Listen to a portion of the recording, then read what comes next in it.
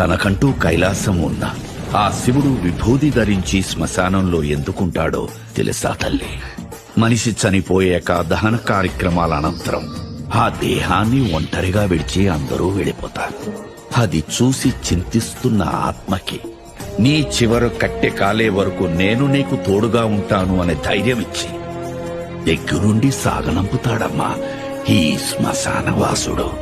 మరణంలో తోడుండే ఆ మహాశివుడు తన ప్రియ భక్తుడు ప్రాణాలు తీసుకెళ్లడానికి యమధర్మరాజు వచ్చినప్పుడు మార్కండేయుడు మృత్యుంజయ మంత్రం జపిస్తూ అక్కడున్న శివలింగాన్ని కౌగిలించుకున్నప్పుడు అదే శివలింగం నుండి ఉగ్ర రూపంలో వచ్చి మృత్యుదేవతకే మృత్యువు చూపించి మార్కండేయుడు ప్రాణాల్ని కాపాడిన మహామృత్యుంజయుడమ్మా. గంగ ఉధృతంగా భూమిపైకి ఎగసినప్పుడు ఈ భూప్రపంచం ఎక్కడ తల్లడిల్లిపోతుందో అని ఆ గంగని తన జటాజూటాలలో బంధించి ఈ భూమండలాన్ని కాపాడిన జటాధరుడమ్మా ఈశ్వరుడు.